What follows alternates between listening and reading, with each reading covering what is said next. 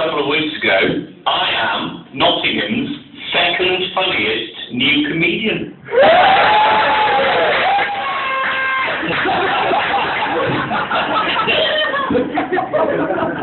Now, as Nick said, the first thing you might notice about me is that I'm quite tall, and quite often I get asked, mainly by ladies, you're tall, but are you in proportion? And I say, yes, ladies, if I was in proportion, I'd be 5'3".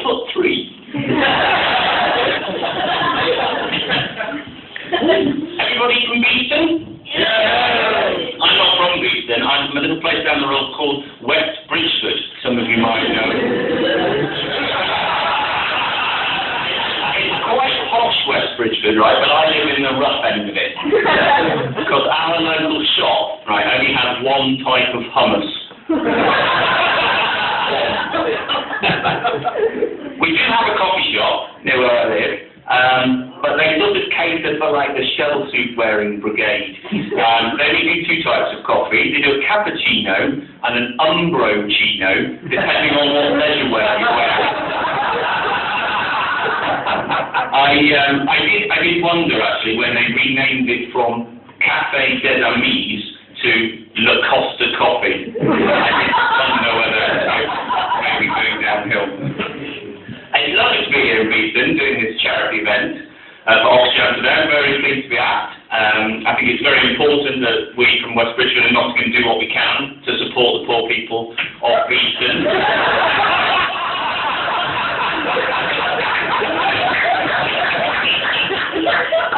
The rest of the acts and I between us today are hoping to raise enough money to send a Ginster's pasty parcel to a local school.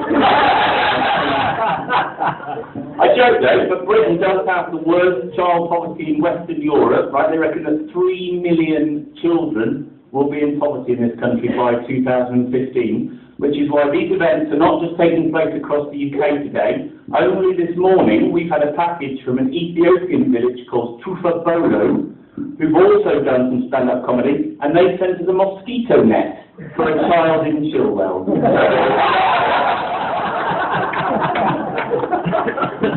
That's what the word means. So what else do you need to know about me? I'm nearly 38.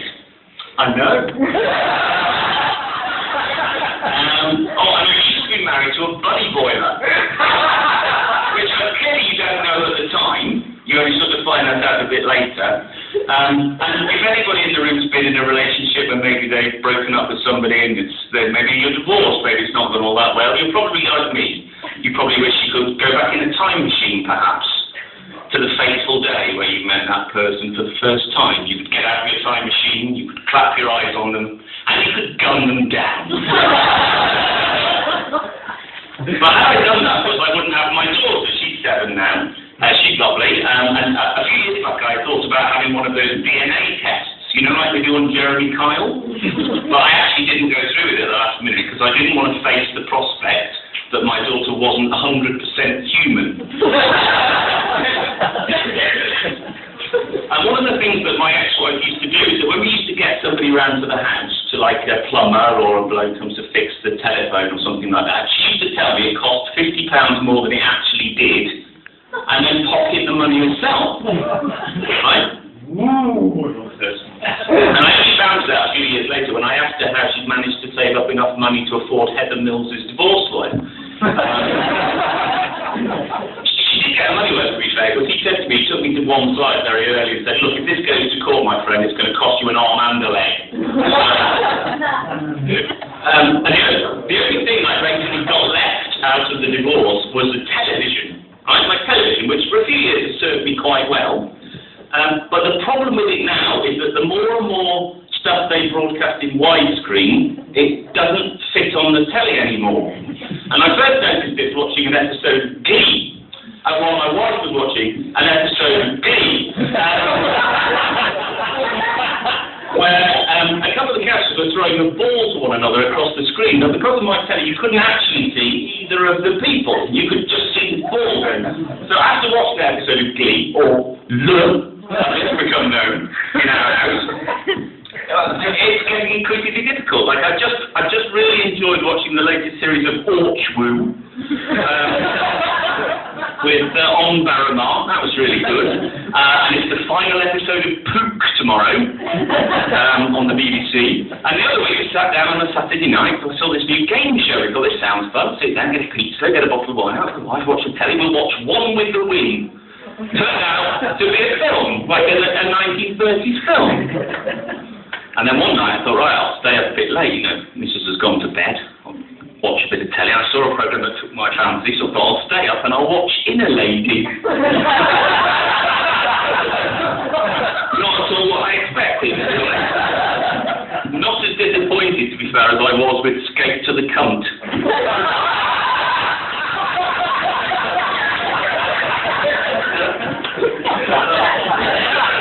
So I see that Bruce Forsyth has finally got his knighthood. I hate Bruce Forsyth, but I would like to have seen the ceremony. I think that would have been brilliant. So, oh, Mr. Forsyth. Nice to see one. Nice. Kneel before your Majesty, who lower than the Queen. It wasn't the only investiture at the palace that day, because apparently a dog has been given the highest honour that the royals can bestow on them, right? Apparently, for what it did, this dog, it sat somberly at the side of the road while deceased servicemen were paraded past. So it's no longer known as Fred Bassett, it's now Royal Wotton Bassett, apparently. I hate this Wotton Bassett thing, you know, this whole kind of grief that we've got in this country now. We all have to be really sad, and it's all Princess Diana's fault, mainly. Well, she wasn't everything that died in that tunnel. The British stiff upper lip went with her. Okay. Oh, Betty from Coronation Street died. Let's have 4 minutes silence and all the footballers can wear black armbands and we'll have a funeral go through the streets of Manchester so millions of us can throw hot pots at the quartet.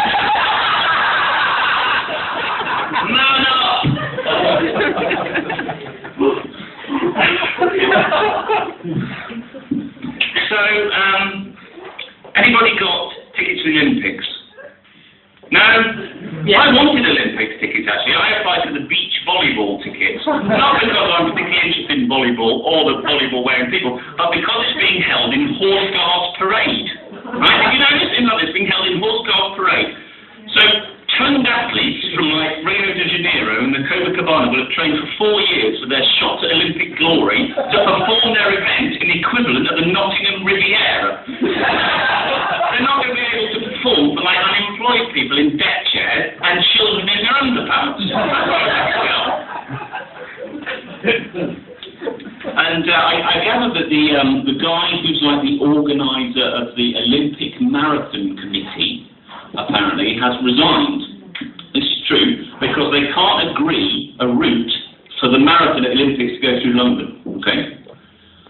Some people want it to go through, you know, like past the House of Parliament, so all the runners can go, oh, sights. And other people want it to go through, like, East London, where they've done all the regeneration, and they just can't decide. And I got me thinking, I thought, if only they could think there was an established marathon route through London.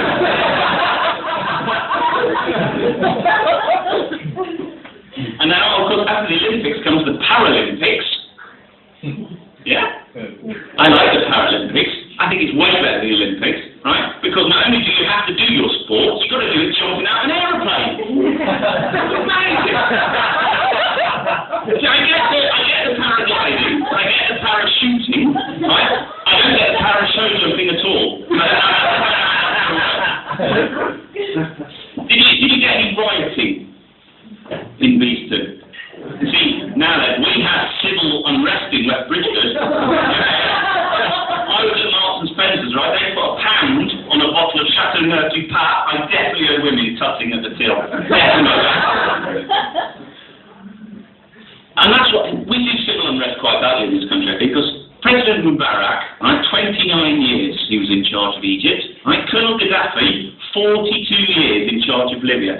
By the way, I saw yesterday that the two things trending on Twitter, right, were MC Hammer and Colonel Gaddafi. And I thought, stop, one at a time.